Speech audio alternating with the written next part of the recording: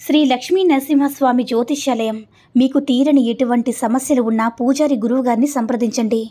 ప్రేమ, పెళ్లి, భార్యాభర్తల సమస్యలు, స్త్రీ వశీకరణ, పురుష వశీకరణ, ప్రత్యేకమైన పూజలు చేయబడను. నమ్మకంతో గురువుగారిని సంప్రదించండి. గురువుగారి ఫోన్ నెంబర్ 8897741766. ఓం సాయిరామ్. సమర్థ సద్గురు సాయినాథ్ మహారాజ్కి జై. సాయిబాబా భక్తులందరూ కూడా నమస్కారం అండి. సాయినాథుని ఆశీస్సులతో అందరూ కూడా సుఖంగా, సంతోషంగా, అష్టైశ్వర్య, ఆరోగ్య, అభివృద్ధితో ఉండాలని మనస్ఫూర్తిగా కోరుకుంటూ ఈరోజు ఈ వీడియోని మొదలు పెడుతున్నాను. ఈరోజు వీడియో ఏంటంటే, బిడ్డ రాసి పెట్టి ఉంది కాబట్టే నీ సాయి తండ్రి మాటలు వినగలవు.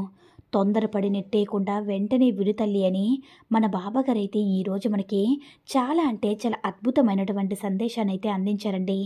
మరి మన బాబాగారు ఈరోజు మనకి ఎలాంటి సందేశం అందించాలి అనుకుంటున్నారో ఆయన మాటల ద్వారానే విందాము. ఆయన మాటలు వినే ముందుగా ఈ వీడియో కనుక నచ్చినట్లయితే లైక్ చేసి షేర్ చేయండి. మరిన్ని వీడియోస్ కోసం మన ఛానల్ని సబ్స్క్రైబ్ చేసుకొని మాకు కొంచెం సపోర్ట్ చేయండి. మరి మన బాబాగారి సందేశం ఏంటంటే, బిడ్డ ఎప్పుడైనా సరే, ఏ సమయంలో అయినా సరే నువ్వు ఎవ్వరికి కూడా భయపడవద్దమ్మా. అందరితో కూడా ప్రేమగా, గౌరవంగా ఉండు. ఆలస్యమైనా సరే బిడ్డ, ఎప్పటికైనా సరే మంచి మాత్రమే గెలుస్తుంది, నిజం మాత్రమే నిలబడుతుంది.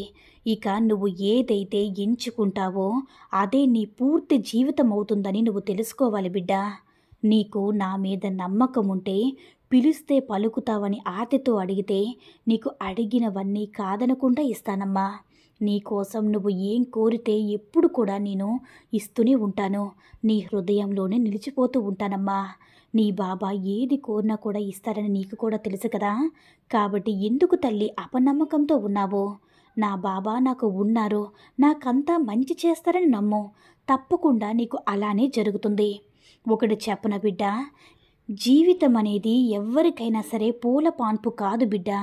కష్టాలు, నష్టాలు, సుఖాలు వస్తూ పోతూ ఉంటాయి. అన్నిటినీ చిరునవ్వుతో ఆస్వాదించు. అప్పుడే కదమ్మా విజయం నిన్ను వరిస్తుంది. అలా కాకుండా కష్టాలు వచ్చాయని కృంగిపోయి సంతోషం వచ్చిందని పొంగిపోతూ ఉంటే ఎలా చెప్పమ్మా? విజయం ఎప్పుడు కూడా నీ దగ్గరికి ఎలా వస్తుందో చెప్పు. నీ బాధని నేను చూస్తున్నానమ్మా. నువ్వు అస్సలు బాధపడకు. నీకు ఎప్పుడు కూడా ప్రతిస్పందిస్తాను. ఏ పరిస్థితుల్లో అయినా సరే నిన్ను అస్సలు వదిలిపెట్టిన తల్లి.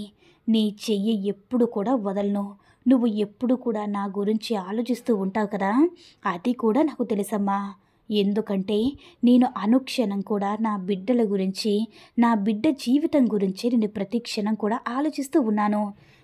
దానికోసంగానే కొన్ని పనులు కూడా మొదలు పెట్టేశాను. నువ్వు నీ మనసులో ఉన్న బాధని గూడు కట్టుకుని ఉన్నప్పుడు తల్లడిల్లిపోతూ ఉండక బిడ్డ. అలా ఉంటే మీ బాబా నిన్ను చూసి ఎలా చూడగలడు చెప్పు? చూసి ఎలా ఓర్చుకోగలడు చెప్పు తల్లి? అలాంటి సమయంలో ఒక్కసారి నీ బాబా రూపాన్ని గుర్తు చేసుకో. నీ బాబా నేనుండగా ఇక నీకెందుకమ్మా దిగులు? ప్రశాంతంగా కళ్ళు మూసుకొని నన్ను ధ్యానించు. నీ బాబా నీ బాధని మొత్తం కూడా నాలో కలిపేసుకుంటాను, నాలో ఐక్యం చేసుకుంటాను, నన్ను నమ్ము తల్లి. నీ కష్టాలను, బాధలను, నష్టాలను అన్నిటినీ కూడా నేను లాగేసుకుని సంతోషకరమైన జీవితాన్ని, ఆనందకరమైన జీవితాన్ని నీ చేతిలో పెడతానమ్మా. పదే పదే నీకు అడ్డంకులు వస్తున్నాయంటే త్వరలోనే నీకు మంచి రోజులు రాబోతున్నాయని. విజయానికి ముందు ఓర్పు ఒక పెద్ద పరీక్షమ్మా. ఇది కాలం పెట్టే ఒక పెద్ద పరీక్ష ఇది. అందుకే బిడ్డ, ఒకటి తర్వాత మరొకటి కష్టాలు, సమస్యలు నిన్ను వెతుక్కుంటూ నీ కోసంగా వచ్చేస్తున్నాయి. కాస్త ఓపిక పట్టు. తప్పకుండా ఆ భగవంతుడు నీ కోసం ఒక మంచి దారిని చూపిస్తాడు. అసలు ఈ రోజుల్లో బంధం అనేది ఎలా ఉంటుందో తెలుసా బిడ్డ? తామరాకు మీద నీటి బిందువులా ఉంటుంది. తామరాకు మీద నీటి బిందువు ఎప్పుడు జారిపోతుందో తెలియదు.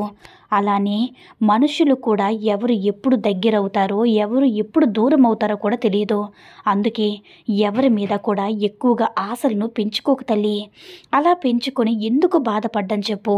ముందు వాళ్ళ మీద ఆశలు పెంచుకోవడము, వాళ్ళేదో ఆ తర్వాత దూరం అయ్యారని చెప్పి బాధపడ్డం ఎందుకు బిడ్డ? ఇవన్నీ కూడా ఎవరి మీద ఎంత ప్రేమను చూపించాలో అంత ప్రేమను చూపించు. మితి మీరిన ప్రేమను ఎవరి మీద కూడా చూపకమ్మా. ఎందుకంటే ఆ తర్వాత అది బాధిస్తుంది కాబట్టి. మనసులో ఎలాంటి దురుద్దేశం లేకుండా ఉండు. నువ్వు ఏది కోరుకున్నా సరే క్షణంలో ఆ పని జరిగేలా నేను చేస్తాను. నీ మనసుని నిర్మలంగా ప్రశాంతంగా ఉంచుకో బిడ్డ. అప్పుడంతా కూడా శుభమే జరుగుతుంది. నీకు ఎప్పుడైనా సరే నొప్పి ఇంకా ఇబ్బంది కలిగించే వాళ్ళకి నువ్వు ఎప్పుడైనా సరే కృతజ్ఞతలు చెప్పాలి. ఏంటి బాబా ఇలా అంటున్నారు? నన్ను బాధ పెట్టే వాళ్ళకి, ఇబ్బంది పెట్టే వాళ్ళకి నేను ధన్యవాదాలను ఎలా చెప్పుకోగలని అడుగుతున్నావు కదా తల్లి. ఎందుకో తెలుసా తల్లి, నీ కర్మలను శుభ్రపరచడానికి వాళ్ళు నీకు సహాయం చేస్తున్నారు. నీకున్న కర్మలన్నింటినీ కూడా వాళ్ళు తీసుకుంటున్నారు. అలాంటి వారికి నువ్వు కృతజ్ఞతలే కదా చెప్పాలి తల్లి. ఇది నీ మోక్ష మార్గానికి ముక్తి కూడా తెలుస్తుందమ్మా.